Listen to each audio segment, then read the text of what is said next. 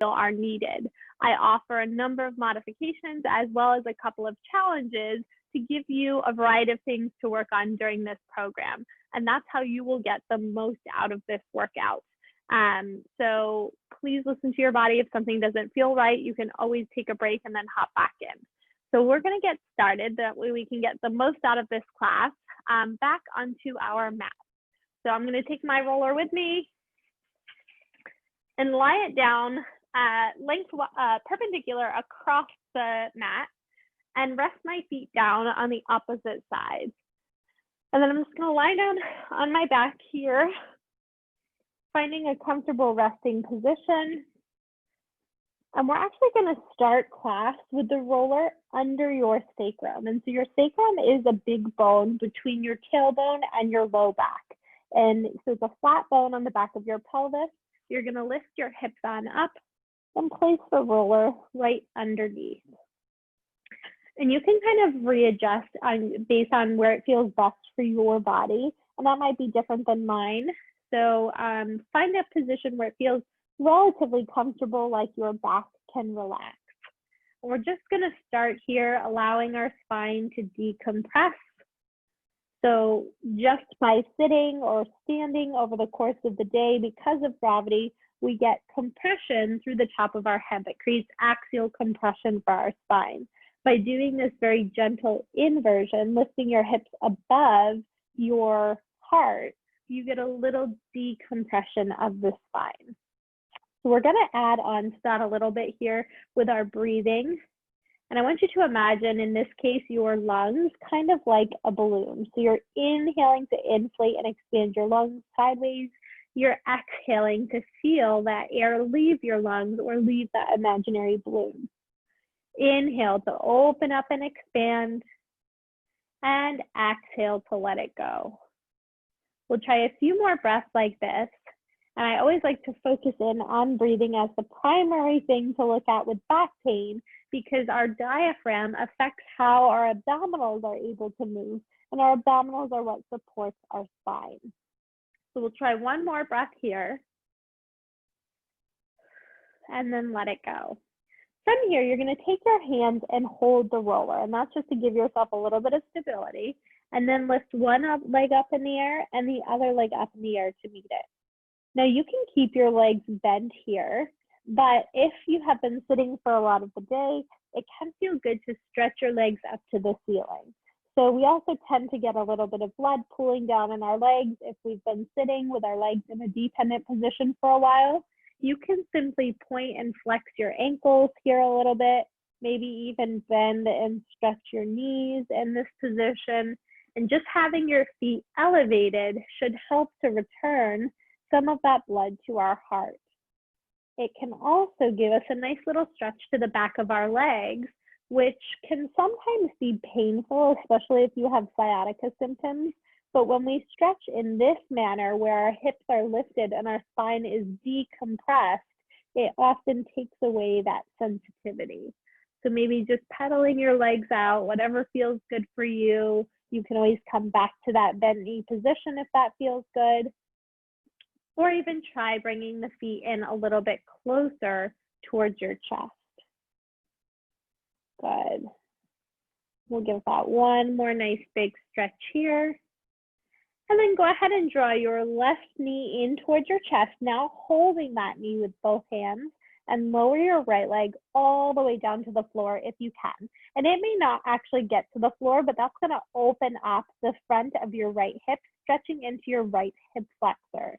So we're actually going to foam roll our hip flexors today, but we'll start here just with this stretch. And if you're not feeling it, try bringing your right leg a little bit more to the midline of your body, hugging the left knee in a little bit closer, and pushing your heel down towards the floor.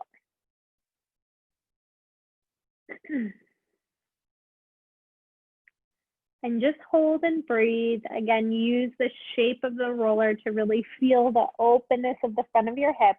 Shouldn't be stressful. It should just feel like a stretch. And then we'll go ahead and switch to the other side, bringing your right knee in towards your chest. Go ahead and then extend the left leg, letting your leg drape over the shape of the roller, maybe bringing your foot a little bit to the midline of your body, letting your shoulders and your neck relax, maybe pulling the right knee in a little bit closer. And just breathe. Especially if you've been sitting all day, this can be quite intense to start with. So just let your body settle into this stretch. Good. We'll take another breath here. And then go ahead and bend both knees, planting your feet down on the floor. Lift your hips up and press the roller out. And then just take a moment for your back to really settle in on the mat. So just let everything go. Maybe let your hips rock side to side. And then we'll sit on up. We'll push the roller out of the way. And we're going to get right into our upper back. So part of the reason we focus in on our upper back is it's an area that tends to be pretty stiff, especially from sitting and being bent forward. So by improving the mobility of our upper back, it can take stress away from our lower back. That being said, when we do this rolling, it will be focused to the upper back. So I don't want you to go rolling all the way down to the low back.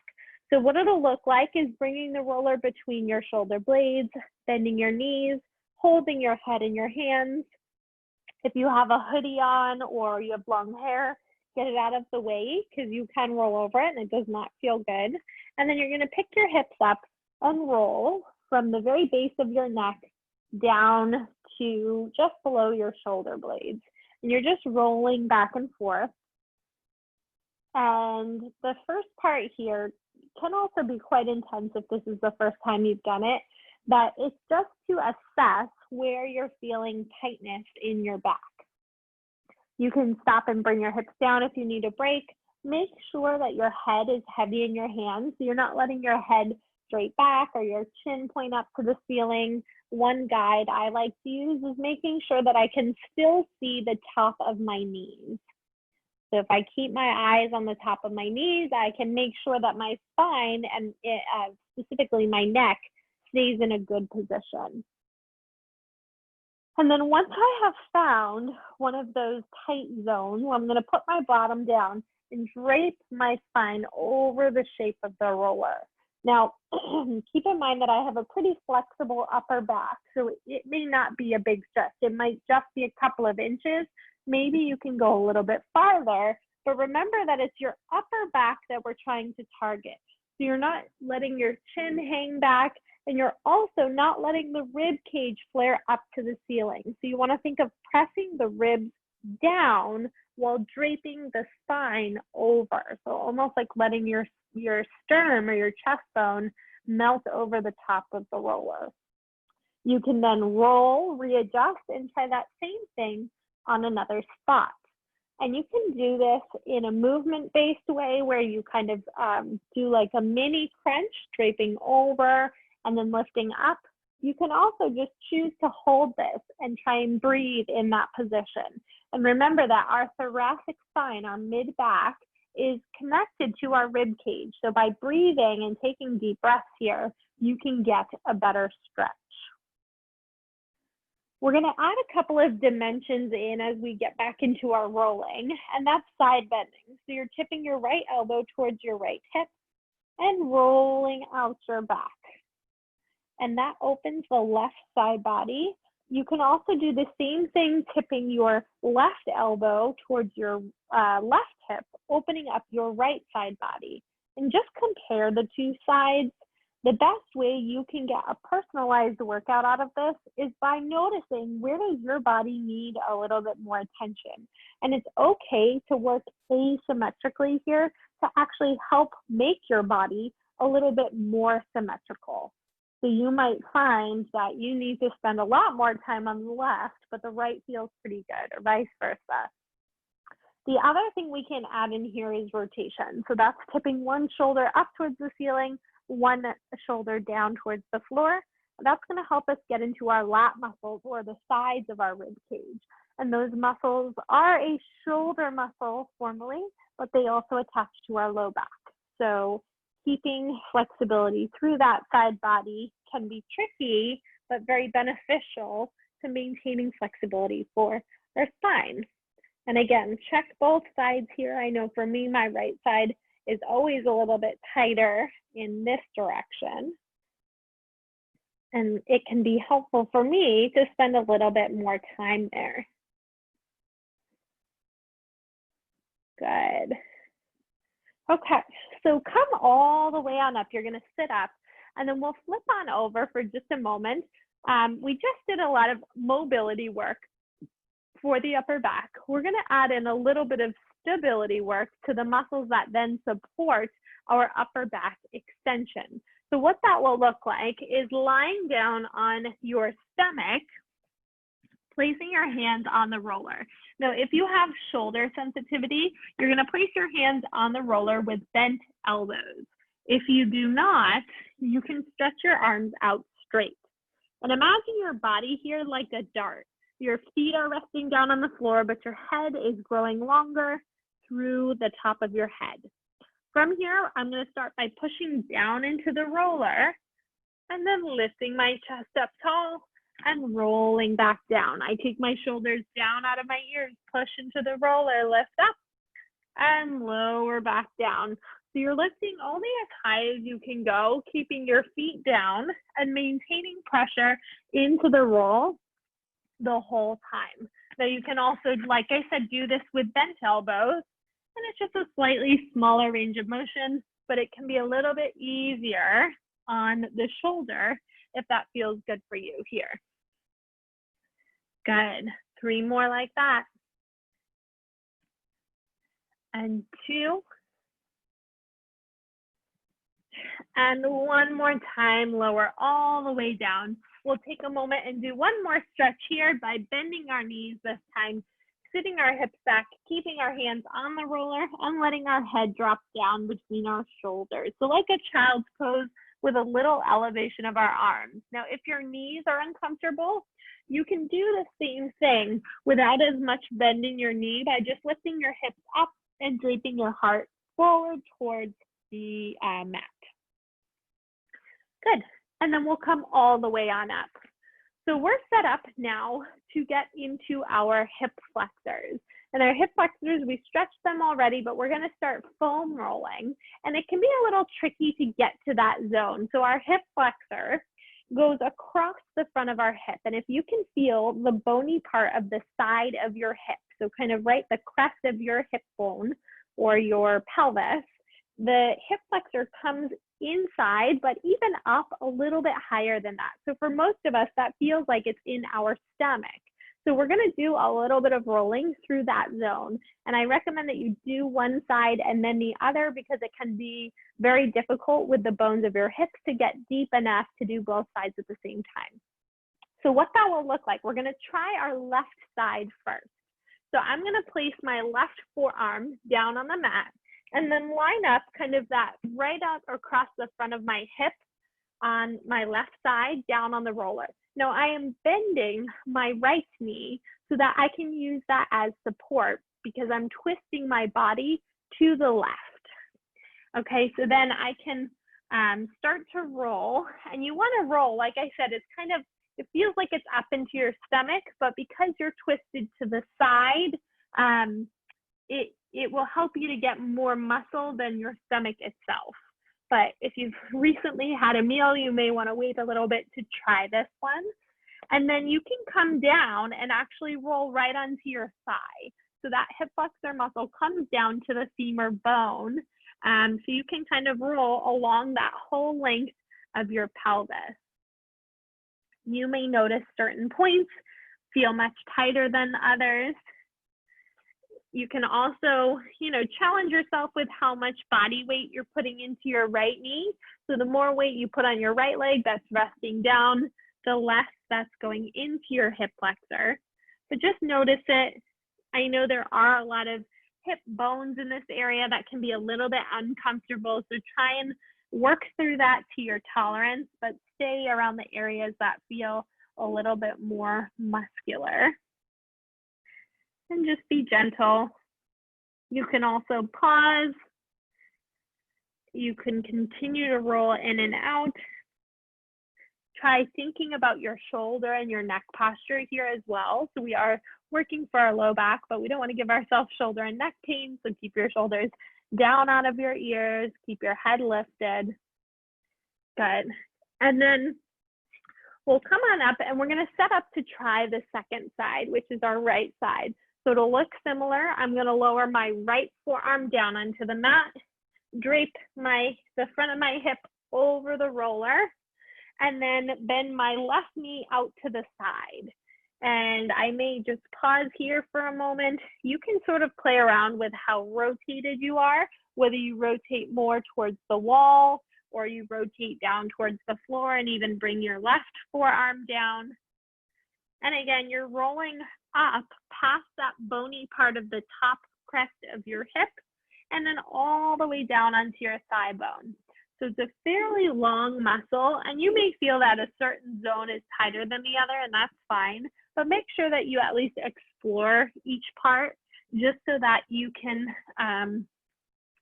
feel the changes and maybe where you need to spend a little bit more attention. Again, take your shoulders down away from your ears, keep your head lifted, and just breathe.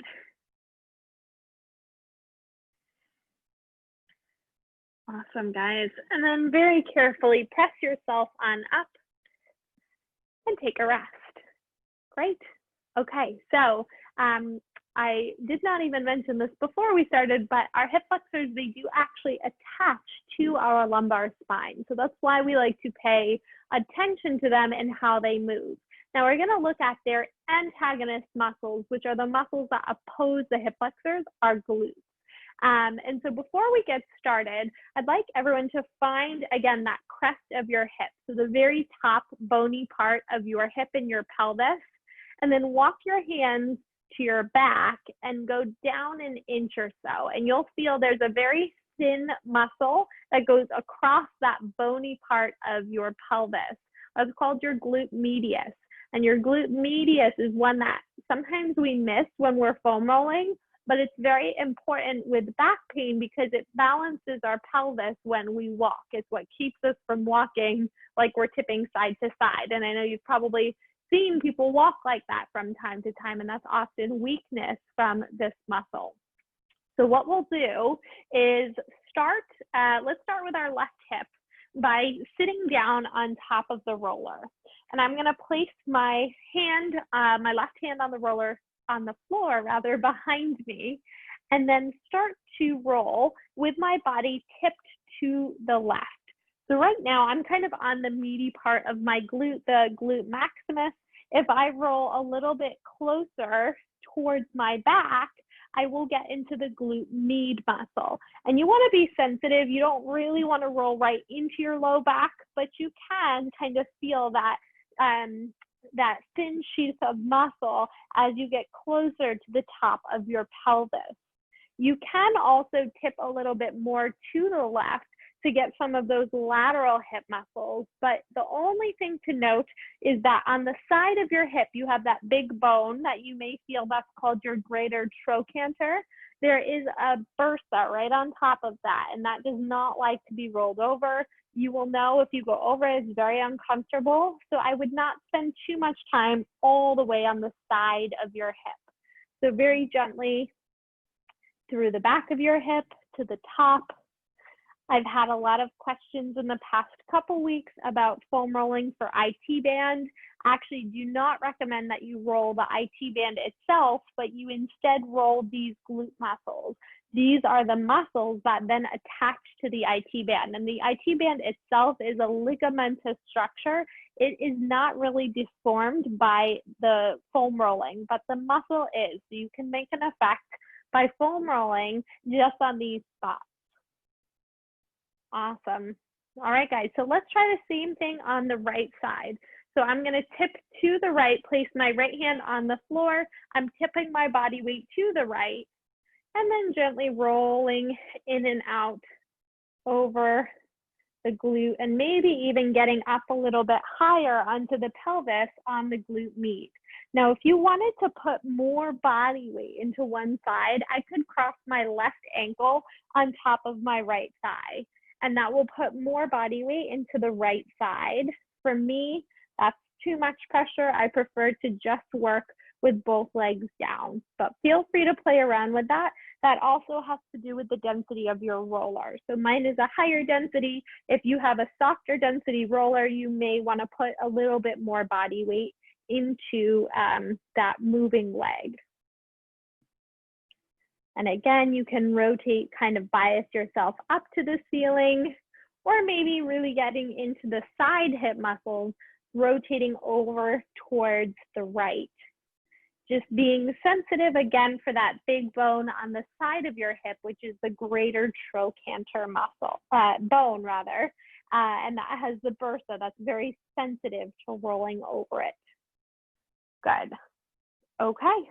Now from here, let's go ahead and sit down onto the mat. We're going to get into a little bit of foam rolling for our calves. And the reason I like to focus on our calves, while it is a little bit distal from our back, our calves are the first muscle that gets to do shock absorbing when we're walking, and certainly when we're running. So if you can picture when your foot hits the ground, if your calf is doing a really good job of firing, it will shock absorb our body weight, and hopefully that means less stress going up to our back. So we'll look at foam rolling that here by resting the meaty part of our calves down on the roller.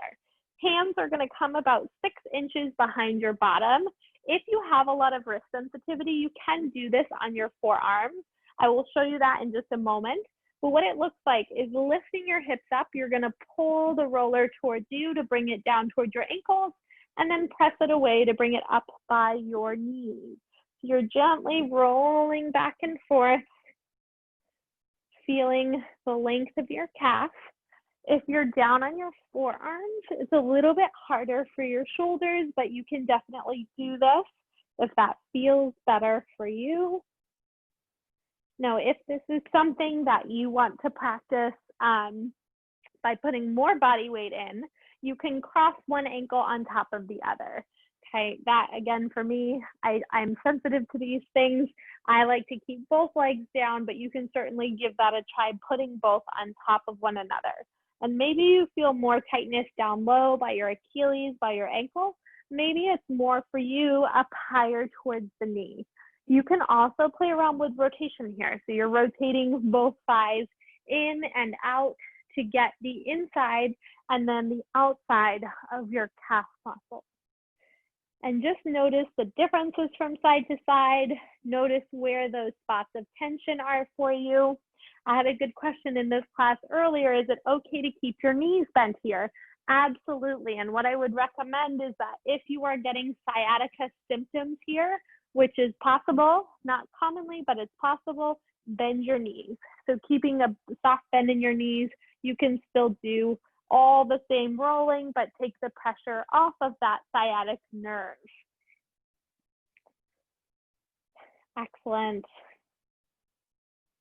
Okay. We'll try one more moment here. And then take our bottom down and take a little rest. Nice work. So our last exercise we're going to try today is a little bit of balance work, as well as how you can use your roller to figure out what good posture is. So we're going to use the roller lengthwise. And this is where if you have a shorter foam roller, you're going to modify a little bit.